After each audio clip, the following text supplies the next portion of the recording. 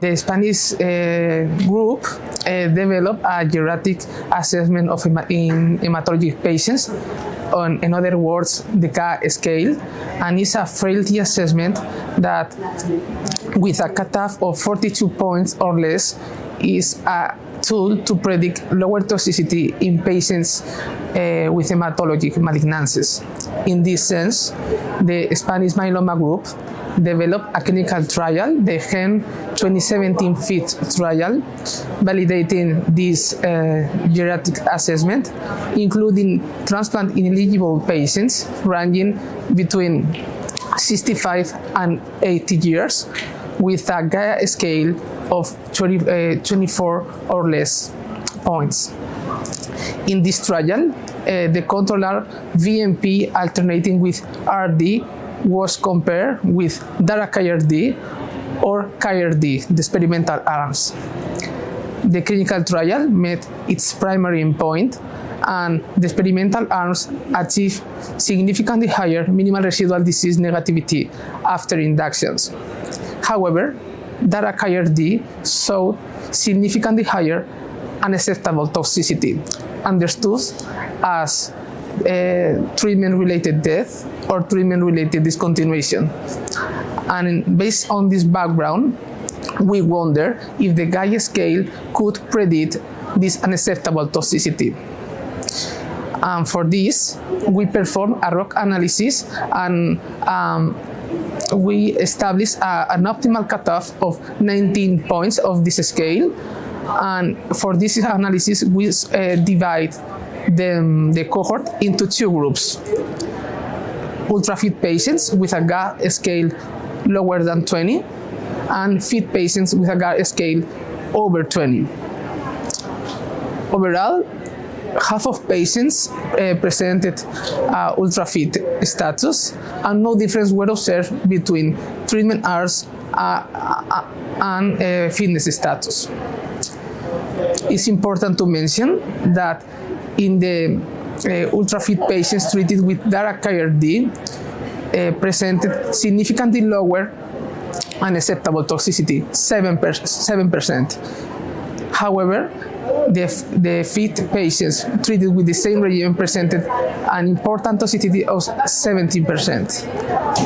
It's important to mention also that patients of the other treatment arms did not present this significant difference.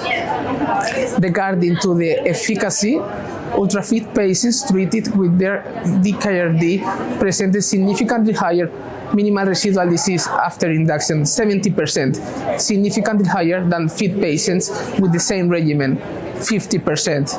And also, ultra-fit patients who receive DARA-KIRD presented significantly higher minimal residual disease than ultra-fit patients treated with the remaining regimens. To conclude, the GAH scale could predict patients who can receive more intensive treatment, and in this regard, patients with a GAH scale less than 20 points is a tool to identify patients suitable for quads. A key point is if we can improve the GAH scale to expand the access to quad therapy. From the hypothetical point of view, the GAH scale could be improved with nutritional and physical interventions, because the nutritional status and the physical activities of the daily living are the more common affected dimensions of the GAH scale in the patients included in the study. 50% of the patients had a deficient nutritional status, and 50% an impairment on physical activities of the daily living. In contrast, other dimensions were not modifiable, like polypharmacy or cognitive status. For instance, for example, in the DARA-KIRD arm, with target intervention in nutritional status, we can improve the GAH scale of 30% of patients, and with physical interventions in 20% of patients. The same for the KIRD arm. nearly to 40% of patients could be improved up to ultra-fit status with the same interventions.